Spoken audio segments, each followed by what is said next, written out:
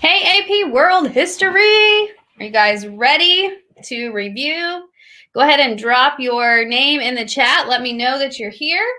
I also put the presentation that I'm going to be using tonight in the chat for you. So if you want to grab it, you can. And you also want to have your study guide handy so that you can put some of these answers down on your study guide as we go over some things. So drop your name in the chat. Let me know you're here. I'm going to go ahead and share my screen. Let's pull that up. There we go. Awesome. All right. Well, we're going to go ahead and get started. Basically, what we're going to do is look at some of the things on your study guide, and then I'm going to talk to you about some multiple choice questions and some strategies that you can use when taking a multiple choice quiz tomorrow. Hey, Fatima, welcome in. We got Julian, hello. We got Tristan, Isaiah, Naara.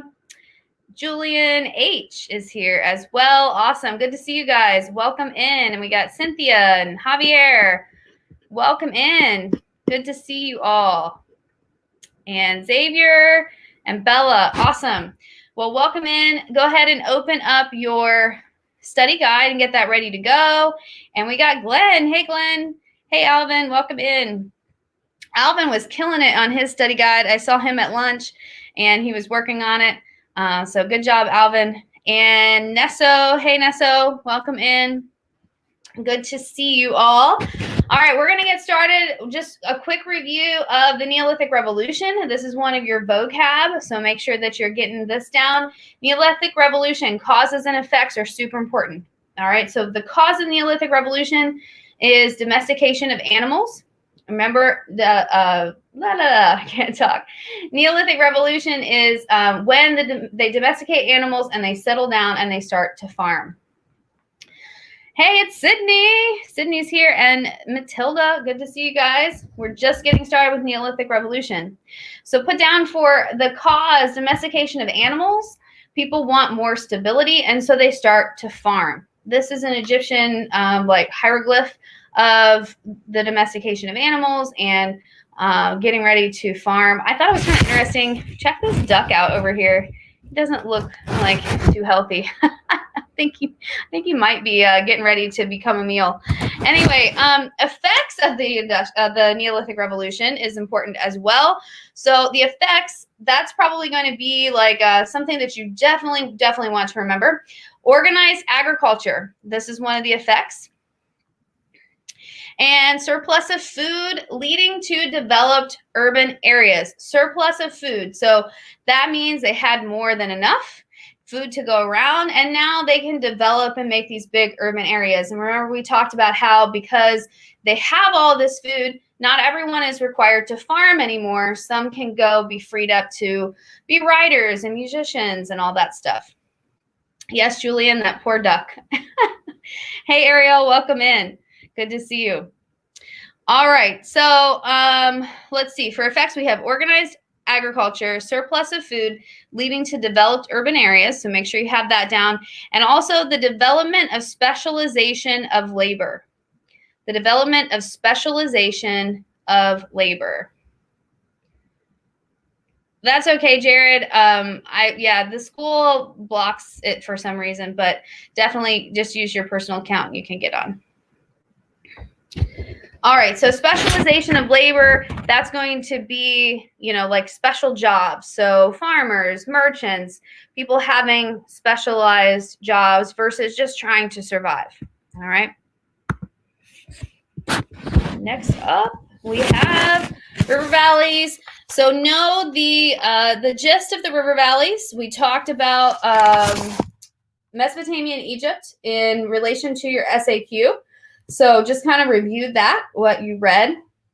And then India and China, we took notes on those. So just kind of review those notes about the economics and things that were going on with the river valleys. Hey, Fardeen, good to see you.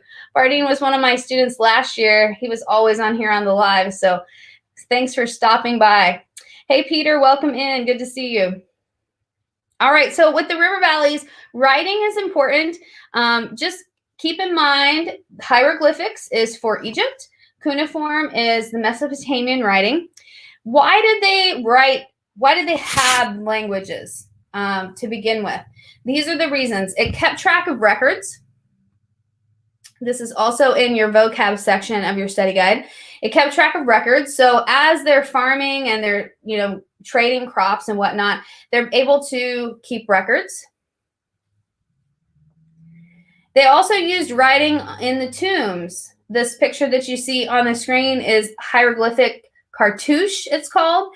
And a cartouche was in the tomb of rich people and pharaohs, and it protected them with magic spells. So these hieroglyphics were magic spells that were like a protection over their tomb.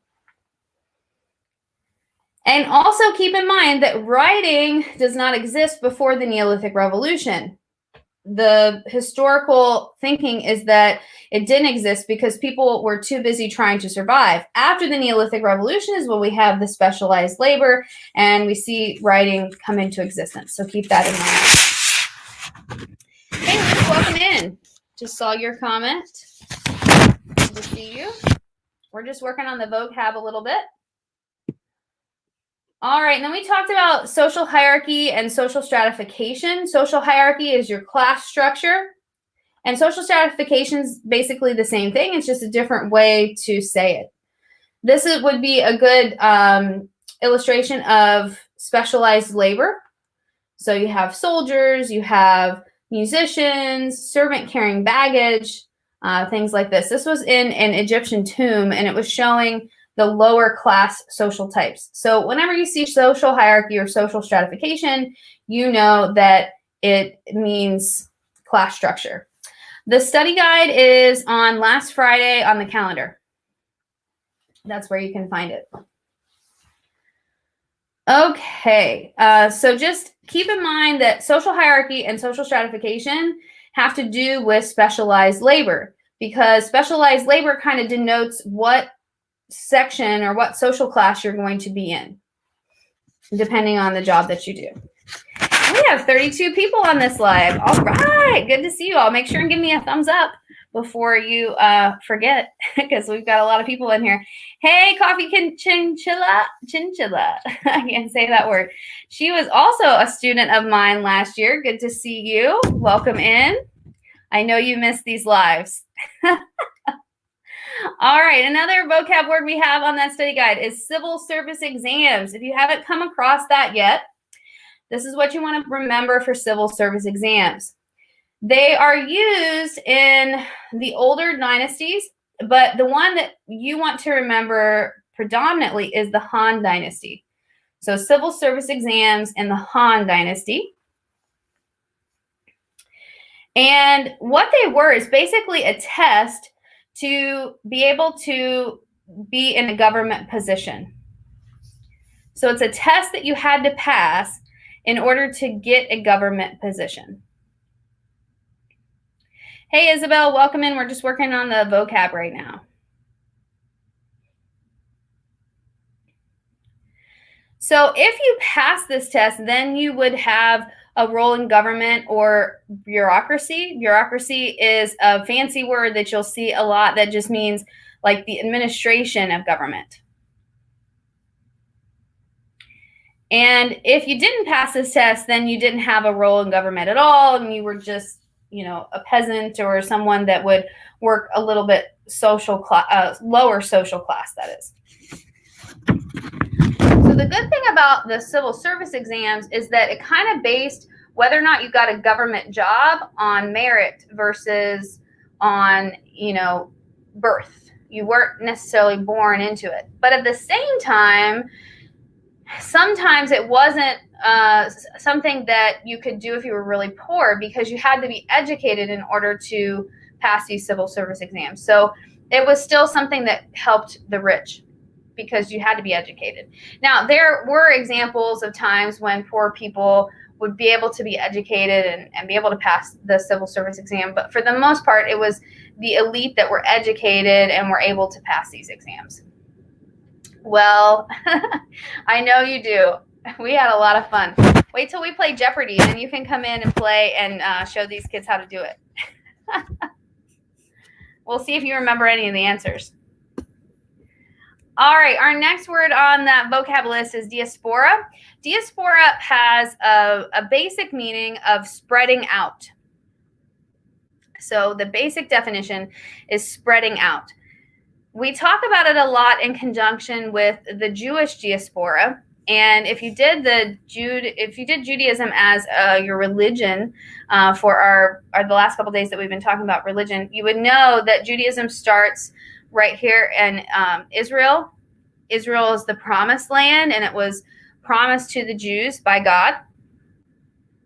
And because when they went into the promised land, there were other people living there that they didn't kill, like the Torah or like God commanded, and it's recorded in the Torah, then they had to share this land with people who weren't Jews, okay, Muslims. And that became a problem, and they eventually dispersed, and they're spread out throughout the world eventually. Right now, in this time frame that we're talking about, they go into Turkey and Greece, and some over into Europe and Northern Africa. So the diaspora of the Jews in this time frame would be in this area right here. Eventually, though, they'll spread out through the world as people start to spread.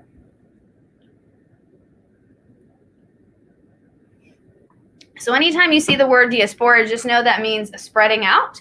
In this case, we're talking about the Jewish diaspora. If you have any questions, feel free to drop them in the chat. I know I'm going kind of quickly, so if I'm going too fast, just let me know. You can also pause the live stream, I believe, and then you can catch up with us. All right, let's talk about ancient Greek just a little bit. Ancient Greece, that is. Here is a map of ancient Greece, and you can see that it's a lot of little islands. One thing that you can't see on this map is that it's mountainous, and so it's very hard for unification, and so that's why Greece had city-states, because they weren't very unified. So make sure and make a note of that they weren't unified because the terrain was too hard to travel in between. It was too mountainous. And then they also have a ton of little islands. I think we need to take a field trip to the islands. I took a field trip, I think it was about 16 kids or so, to Athens, and that was awesome. But I think the islands look like fun. So we might have to keep that in mind. Julian, so Christianity spread.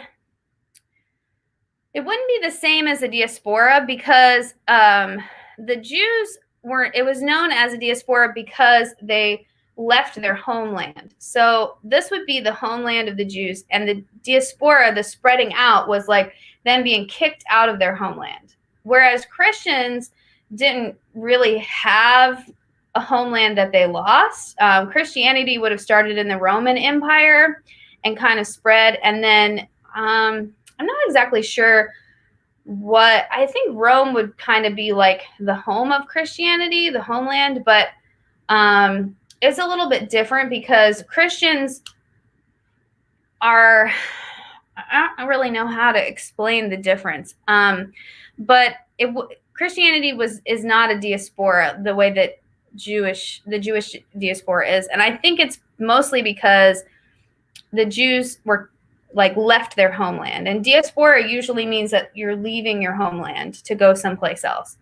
So when Christianity spread, it would have spread via merchants. It would have spread through missionaries and things like that. The Jews really aren't trying to get converts the way that Christianity does, if that makes sense. Hopefully it does. All right, so back to Greece. Sure, no problem, Julian. Greece was not unified. The city-states often fought against each other. Make sure and put that down in your notes, that the city-states would fight against each other. One war that they fought against each other, let me type it in the chat because it is hard to spell.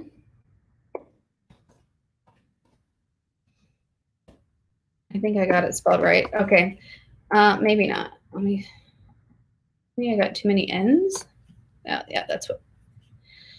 Peloponnesian War. I think I've got it spelled right. So there you go. The Peloponnesian War is one war that one example of a war that they fought against each other, the city-states. So they didn't always get along.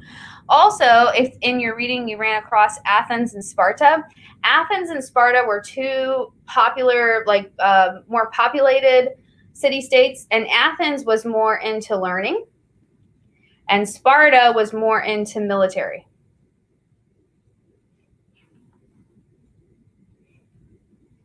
Yes, Luke, that's correct.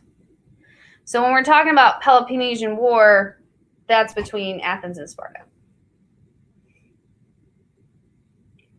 And if you've seen the movie Sparta, that's what they're talking about. Sparta was a military state.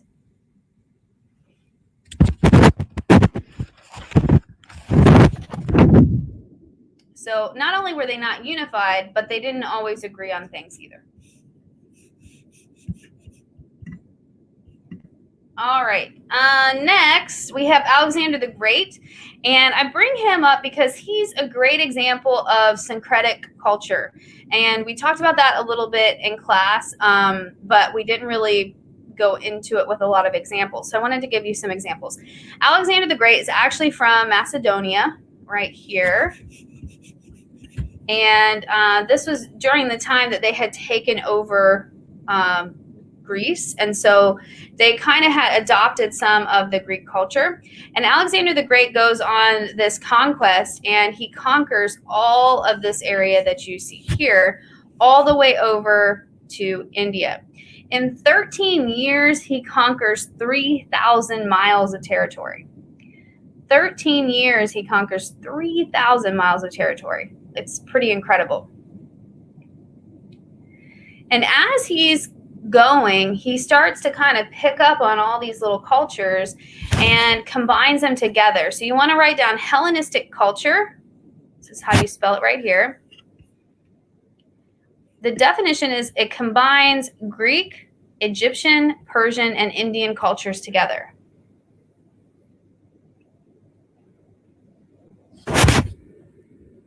Give you a couple minutes to get that down.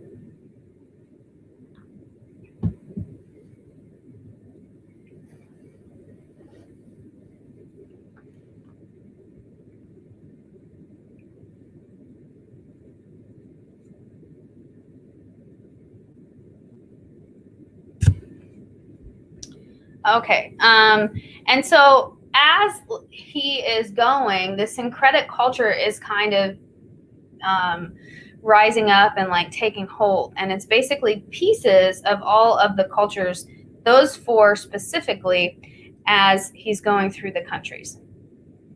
So put beside that this is an example of syncretic culture or cultural syncretism. Both of those words mean the same thing.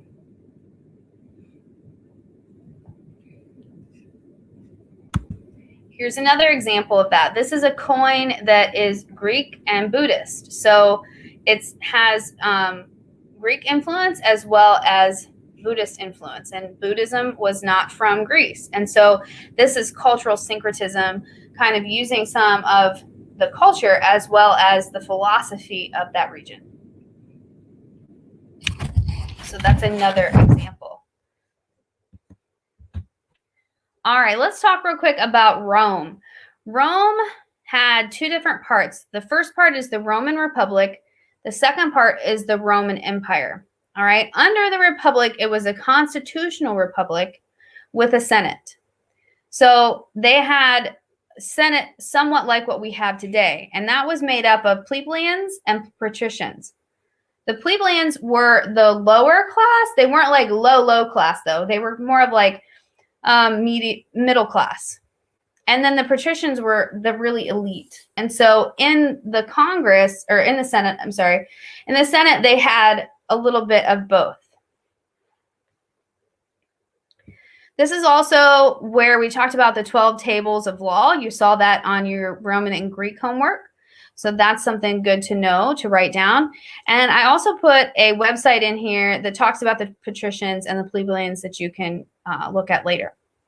Then under the Roman Empire was an absolute monarchy. So they go from having a Senate and having a little bit more of a say in what's going on to an absolute monarchy, which is the empire. That's where you'll see like Julius Caesar and Octavian and all the famous emperors that we know of that are associated with Rome. And then in 476 AD, we have, well, CE, sorry, 476 CE, we have the death of the Roman Empire. Fatima, you will not have to know specifically what the laws are about, because the questions that you're going to have tomorrow on the quiz aren't going to be recall questions. Like, you're not going to have to like say that it's a specific law. You might have a portion of the laws that you read and you have to kind of analyze it, but you're not going to have to say specifically. All right. So let's talk about the fall of the Roman Empire. The Roman Empire was huge. All right. So at its peak, it was very vast, and it had a lot of different cultures in it, and that caused problems. The other problem is that because the empire was so big, it was hard to rule, because if you changed a law or you put out a command of some sort, it's not going to get there for weeks or months, depending on where in the empire you're going. And so it was very hard to rule such a vast empire. So that's one of the reasons. It was too big, and it was hard to rule. Yeah, I would put this, Nara, in up where it's talking about Rome. There's a spot that you could put it in, like this could be under political. I can't remember what the other spots are up there, but you could put it in political. That would be fine. Another reason is that the emperors were weak. So they didn't have a lot of control and a lot of strength in the end. There was also economic decline in the empire.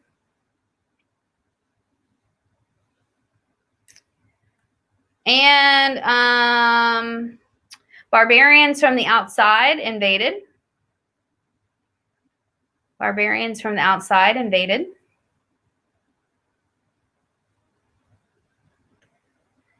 They also had inflation. That means that they printed too much money and the prices went up.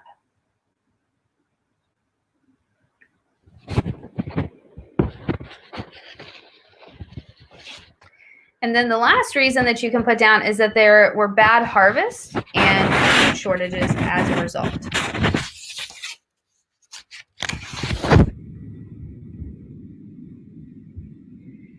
So the Roman Empire, once it falls, it's a problem, because now all that stability that was given by a government, by an emperor and an empire, was gone.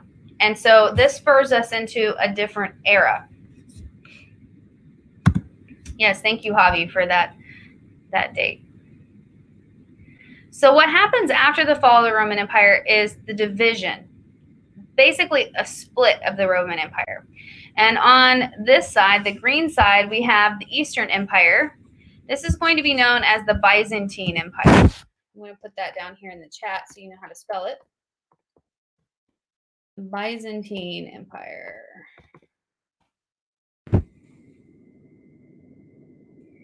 And then the other side, the western side, will be known as the Roman side. Yes, Javi, very good. It's my favorite period. I love the medieval period. All right, so what you need to know is that the Byzantine Empire flourished. They did really well. One of the biggest reasons is because they are very close to a trade route called the Silk Road. We haven't talked about the Silk Road yet, but it kind of goes like right in between here. If you would go further out on this map, the Middle East would be over in this area, and then India would be even further over to the east. And so as things were coming from China and India, they would go through the Middle East, they would go through this area right here by the Black Sea, and then into Europe. So that allowed the Eastern Empire to really flourish and do well.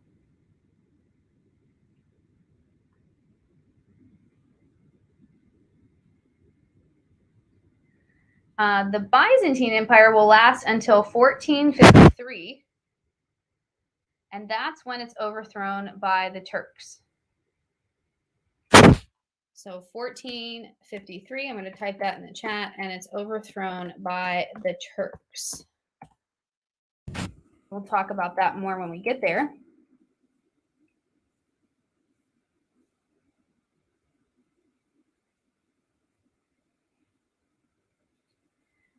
Western Rome, though, didn't do as well. They broke up into smaller kingdoms, and it would start the medieval period or the Middle Ages in Western Rome. And Javi has that typed there for you if you need to know how to spell medieval.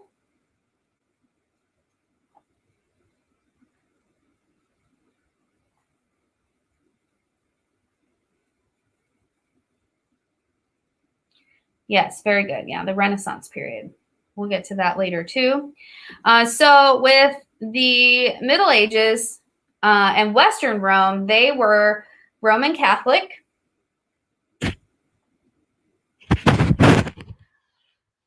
And they were also invaded by Germanic tribes, and so they took some of the customs from those tribes. We'll put down for Western Rome, they were Roman Catholic. They had some customs from Rome, as well as the Germanic tribes.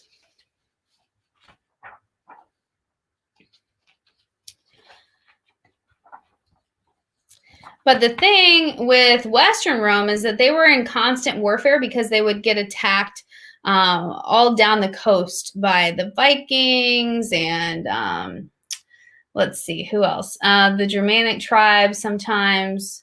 And so what that caused was during the medieval period, this life, with a castle and these, need for protection. And so we'll talk about that more next week. Is it next week? I think it's next week. All right, so let's look a little bit at some multiple choice. And then if you have any other questions that you couldn't find, we'll talk about that. So with multiple choice, what you want to do always is read your question first, because you want to know what you're looking for in the document. All right, so our question here is, how did Ashoka fulfill the goal he stated in the passage above? Or he states, sorry. I misspelled that.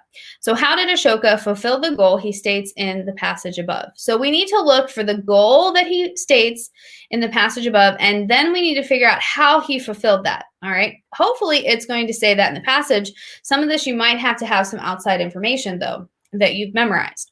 So let's look at the passage. It says, I am not satisfied simply with hard work or carrying out the affairs of the state, for I consider my work to be the welfare of the whole world. There is no better deed than to work for the welfare of the whole world, and all my efforts are made that I may clear my debt to all beings. I make them happy here, and now that they may attain heaven in the life to come, but it is difficult without great effort. So, how does he fulfill his goal? First of all, what is his goal? Can anybody pick out the goal there that he has in that document? Drop it in the chat.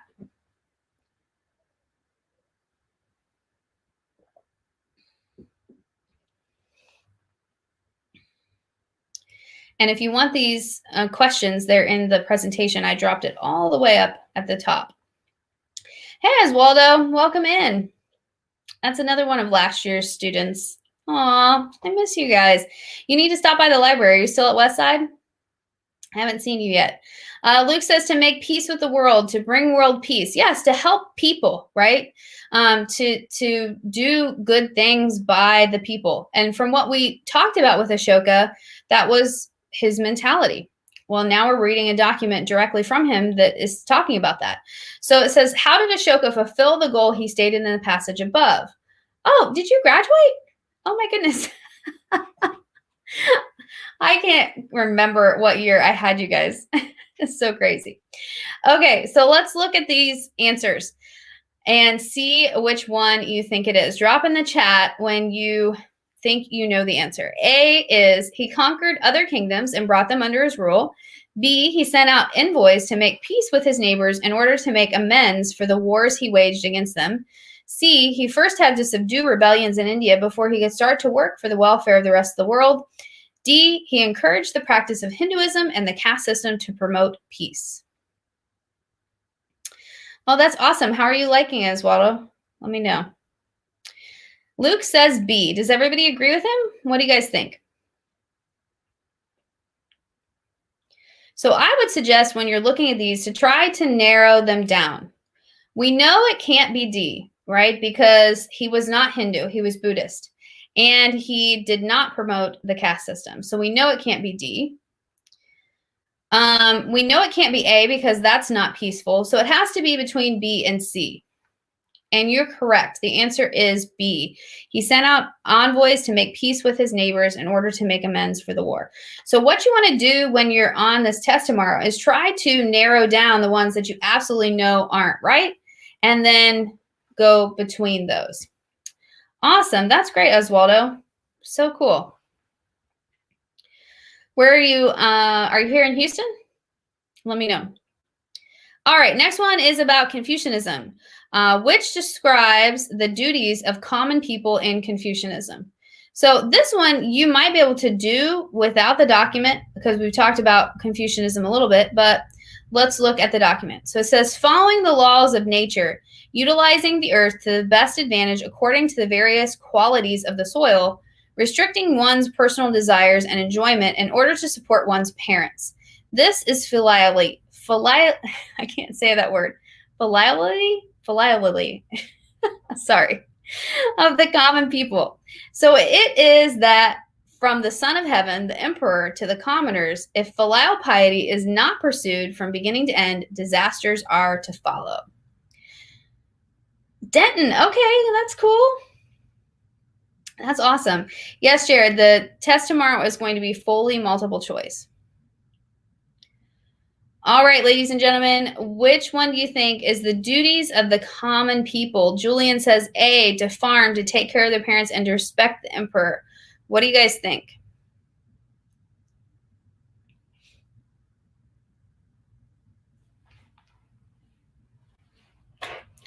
Use that document to get your answer. Looks like everybody is agreeing with him. Yes, the answer is A. So filial piety is respecting your parents. And then also utilizing the earth to the best of the advantage. That would be farming. Respecting the Son of Heaven, which is the emperor. So all three of those things are in that document. So you would find those three things and you'd know that was your answer. All right, let's look at this one. It's using the same document. So tomorrow you're going to have several questions that might go with the same document. And that helps you just be able to do the test faster because now we've already read that document. We don't have to read it again necessarily. So it says, Confucianism helped to bring about order in society and respect for the government in China by. So this one isn't necessarily in the document. And you're going to have questions like this. This is going to be something that's going to be out of your brain. So let's see what the answers are. Emphasizing filial piety, creating harsh laws, replacing the family with a military state, or basing China on trade by giving merchants more importance. Which one was emphasized by Confucianism? Tristan says A. Julian says A. Everybody in agreement? Yes, your answer is A. This one was pretty easy because emphasizing filial piety is in the document twice. And so that can kind of like, help you remember that. But also you'll probably remember it from just talking about it in class as well. All right, let's look at this one from Aristotle. It says, what is the main argument of the passage? What is the main argument of the passage? Yes, that's right, Luke. Legalism would be B. So that can't be right. So you know you can get rid of that. You know they didn't replace the family because the family was very important. And didn't really talk anything about trade. We didn't talk about that being important either. So all three of those you can narrow down. Good job. All right. For this one, what is the main argument of the passage? So let's read the passage and see what you guys think. For that, some should rule and others be rules. Oh, others be ruled. Sorry, that's a typo. For that some should rule and others be ruled is a thing not only necessary, but expedient. From the hour of their birth, some are marked out for subjection and others for rule. So what is the main argument? I'm going to fix that because that's going to bother me. Here are your options. In terms of government, your status should be determined by merit. All people should be equal in the eyes of the law. The author believed that people are born into a role and must accept that role. Or social structure in Greek city-states wasn't strict. What do you think? Oswaldo says, I'm in a program called TAMS, which is basically going to college early. That is awesome. You will do so well at that. Keep me posted on how you're liking it. I think that's great. I do miss you, though. I wish you were back at Westside, but I'm happy for you. All right, overwhelmingly, we say C. Yes, that is correct. The author believed the people were born into a role, and they must accept that role. He's saying, basically, you're either born to rule or you're born to be ruled. That's just how it is. All right, so that is a little bit with the multiple choice. You guys did a fantastic job with that, so let's hope that you can carry that on over till tomorrow. The Quizlet link that I have here in the presentation for you, and I'll drop this presentation again just in case you didn't get it at the beginning. It has vocab words from Unit 1, so you might want to buzz through that real quick just to make sure that you know the vocab. Vocab is going to be imperative for AP quizzes and tests because if you don't know the vocab, then you're going to have a hard time answering the question. Does anybody have any burning questions that you weren't able to find on your study guide and you want to talk about? Drop it in the chat. If we've got a couple, we will discuss them real quick. I'm not going to go over the whole study guide because you should be able to do it mostly from what we did in class and some of your reading. We didn't talk about the Han Dynasty too much in class, but that would be in your textbook. We did talk about the river valleys. And I'm pretty sure I covered all the vocab that we didn't talk about a lot in class. Is there anything else that you have a burning question about? Is legalism different from Taoism? Yes, they are different because legalism is about punishment and reward, and it's more about laws. Taoism is more about your connection with nature. So they're going to be different. The test is 30 questions. And you'll have like one stimulus every 2 or 3 questions. So usually a stimulus has like 2 questions with it or 3 questions with it. Some of your stimulus is going to be pictures. Some of it's going to be documents. Some might be maps. But in general, you guys did pretty good on the practice questions. So I think if you make sure that you look over this information that we went over tonight, make sure you look over the rest of the study guide, I think you'll be good. Valerie says, how focused is the exam on the Mayan Empire? Mayan Empire, I don't even know if there's a question about it. I think there might be 1 or 2, maybe.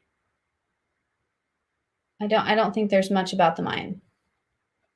But it's good to know because even if we don't give you quiz questions on it, it could still be on the AP exam. So it's good to know. Any other questions real quick before we hop off of here?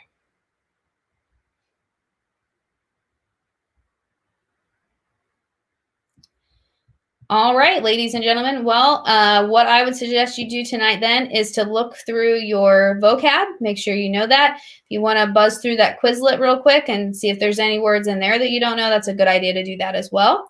And then finish that study guide. This test is a major grade. Yes, Fatima, it is a major grade. So you will be able to retake it if you do horribly. I hope that you don't. I think everybody on here is very serious about studying, so I'm sure you'll all be fine. You're welcome, Julian. No problem. I know it's your first test, so don't be, super nervous. Get some sleep tonight, and just do your best tomorrow on that, and we'll see what happens. All right. So do a little bit more studying, but don't stay up too late doing that. Make sure that you get your sleep, and I will see you tomorrow. And if you have any other questions, you can drop them in the chat. I think I still get it even after the live stream, but I wish you the best of luck tomorrow, and I think that's it. All right. See you tomorrow. Thanks for joining. I appreciate it.